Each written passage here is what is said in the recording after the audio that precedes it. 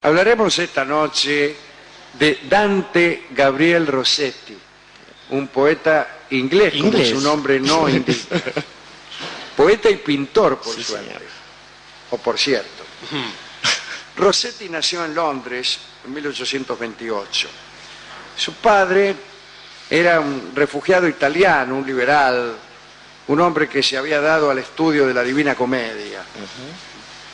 De modo que Dante Gabriel creció en un ambiente literario y fue desde niño bilingüe. Muy bien. Lo atrajo, además de la literatura, el estudio por el dibujo. Chesterton, que no desdeña el chiste fácil, ha dicho que era demasiado buen pintor para ser del todo un buen poeta y demasiado buen poeta para ser del todo un gran pintor. Respecto del padre, yo creo recordar que se llamaba Gabriel Giuseppe Rossetti, y hay una edición muy renombrada de la comedia que lleva su nombre, la edición Rossetti. Gabriel Rossetti, que es una de las lindas ediciones de la comedia.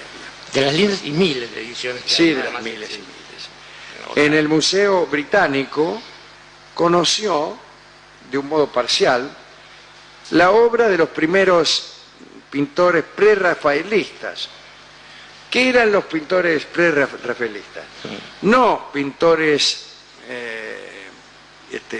anteriores a Rafael, o sí, pero resulta que en Inglaterra había unos señores que un día pensaron que Rafael Sanzio, del que hemos hablado no hace mucho aquí, el Rafael de Urbino, el más grande de los pintores quizá, que Rafael no marcaba el ápice del arte pictórico, sino justamente el comienzo de la decadencia del arte pictórico, y que en verdad los que pintaban bien eran los pintores anteriores a Rafael, y seguramente admiraban de esos pintores una cierta inocencia,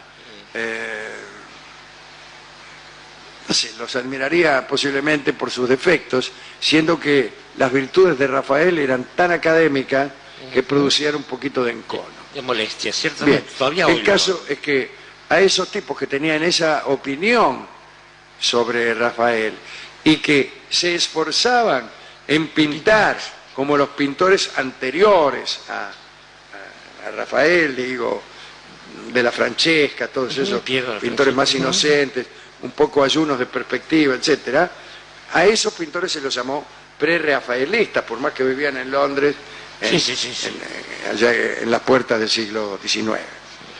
Bueno, él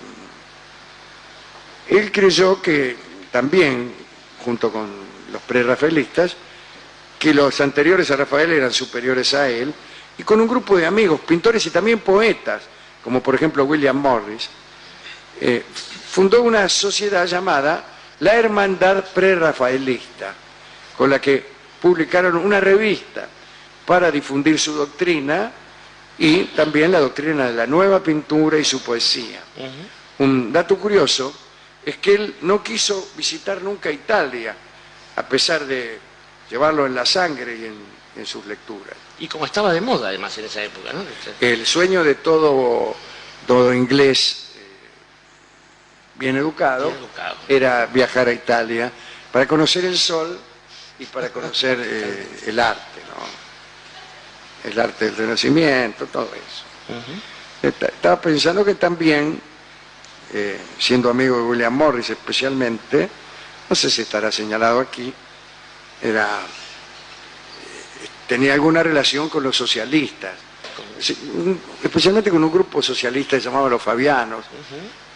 Comunitaristas.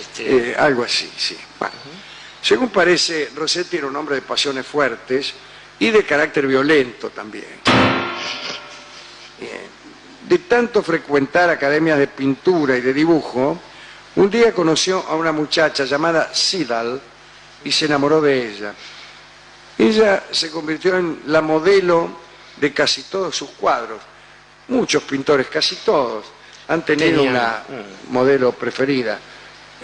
recuerdo otra vez a Rafael, que tenía una modelo que era panadera. No era panadera en realidad, pero era su modelo preferida y fue modelo de un cuadro muy hermoso que se llama La Fornarina. Se llama La Panadera y está la chica ahí muy apetecible con su traje de panadera. Ya he hablado muchas veces del efecto que causan las panaderas sobre mi disposición amorosa. Le acaban de traer un budín, justamente. Bien, esta chica, Sidal, se convirtió en modelo de muchos de sus cuadros. Era una muchacha alta, de cuello largo, pelirroja y de labios muy sensuales. Se casaron y más tarde vino a darse cuenta Rossetti de que Sidal era una muchacha de constitución bastante enfermiza. Durante el matrimonio, él tuvo otras amantes y otras, en realidad otras modelos, lo mismo. Y daba clases como profesor de dibujo en una escuela nocturna. Así que se enamoró nuevamente de una de estas chicas. Se enamoró físicamente, dice el cronista. Como si hubiera... de una mujer grandota, también pelirroja. El pelo rojo siempre ejerció una especie de fascinación sobre Rossetti. Y esta chica era tan grande, digamos así, que él la llamaba el elefante, sin ofenderla en lo más mínimo, según parece, o según él creía. Y aquí viene el hecho trágico que queríamos contar hoy. Resulta que una noche el poeta Swinburne fue a comer a la casa de los Rossetti. A Rossetti, la mujer, Swinburne. Después de la cena, Rossetti dijo que tenía que ir a dar una clase al colegio nocturno en el que trabajaba y lo invitó a Swinburne a acompañarlo. Ambos se despidieron de la señora Rossetti y una vez doblada la esquina, Rossetti le confesó a Swinburne que lo que en verdad haría sería ir a visitar al elefante. Pero, bueno, le dijo, mirá, en realidad no tengo ninguna clase. Esto es una tapadera. Bueno, Swinburne, que creo que ya sabía el asunto, siguió su camino. Muy bien, pasaron las horas, tuvo un buen rato con el elefante. Al regresar al hogar, mejor dicho al hogar, Rossetti se encontró con la casa a oscuras y, esto no sería nada, se encontró con que su mujer había muerto, fruto de un suicidio. Se había suicidado la tipa, Sidal, ingiriendo una excesiva dosis de somníferos, porque evidentemente sabía todo acerca del elefante. Parece que había tomado cloral, que era quizá el más viejo de los somníferos. Un somnífero muy eficaz, pero que tenía un gusto tan espantoso que había que mezclarlo siempre con alguna otra cosa. Después, algunos dijeron que en realidad no había tomado cloral, sino láudano, un componente del opio, claro, que también se usaba para eso. San Martín tenía que... San Martín debía tomar láudano en virtud en esa misma época, de una enfermedad que tenía, ¿no? Al día siguiente la enterraron a la Mena y Rossetti, aprovechando un momento de descuido de sus compañeros y tal vez a modo de expiación, se sintió culpable, dejó sobre el pecho de su esposa muerta un cuaderno manuscrito con una obra de sonetos que se llamaba La Casa de la Vida. Era el único que tenía, de luego, si era un manuscrito. ¿Para qué va a escribir dos? Sí, claro. Y dijo, bueno, me deshago yo para pagar mi culpa de esta obra que tanto amo, la puso entre las manos de la mujer, chao. Enterraron a la mujer junto con el libro de sonetos. Claro. Después de este episodio, incluso Rossetti se alejó del elefante y se fue a vivir a una especie de quinta en los alrededores de Londres. Y allí vivió retirado hasta el año de su muerte, en 1872. Pero a los 3 o 4 años de la muerte de su mujer, sus amigos se reunieron para conversar con él. Y se habían enterado de que él había enterrado ese manuscrito, empezaron a decirle que en realidad había cometido un sacrificio inútil y que a su mujer no podría agradarle el hecho de que hubiera renunciado a la fama, quizá a la gloria que le traería la publicación de aquellos sonetos. Entonces Rossetti, que no conservaba copia de sus versos, cedió. Y después de algunos trámites no muy agradables, logró el permiso para exhumar el manuscrito que él había puesto en el pecho de su difunta esposa. Naturalmente, él no asistió a semejante escena, ¿no? Sino que fueron sus amigos los encargados de hacerlo, mientras él los esperaba solo en una taberna. Y estos sonetos eróticos fueron los que determinaron la gloria de Rossetti. Y se cuentan quizá entre los más hermosos de la literatura inglesa. Al menos Borges participaba de esa opinión. Hoy no nos parecerían demasiado eróticos, como pudieron parecer en la época victoriana, pero en esta época nada nos parece suficientemente erótico. Y eso ya es un problema. Sí. Sí.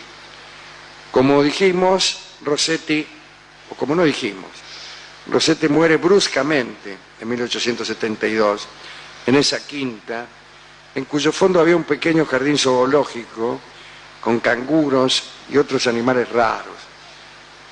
Y en verdad la muerte viene a cerrar una simetría trágica, porque Rossetti se había hecho adicto al cloral y finalmente murió por haber tomado una dosis excesiva de cloral. O sea, que según parece se repitió en él el suicidio de su mujer. De modo que estamos ante un destino trágico, para algunos, atribuible a su sangre italiana, cosa que a Borges le parecía absurda, dado que un italiano no tiene por qué ser necesariamente más apasionado que un inglés, decía Borges. Sí, con una certeza digna de mejor causa, Sí, por ahí, ¿no? sí, qué sé yo. Bueno, hemos ido a la discoteca y nos dijeron que le consultara a usted. Estaba pensando, previendo eso, querido Alejandro, que si uno se sitúa en esos años, ¿no? 1828, a veces la pasión aparece en distintos lugares de la tierra. Pensemos que en ese mismo año aquí se lo mataba a Dorrego.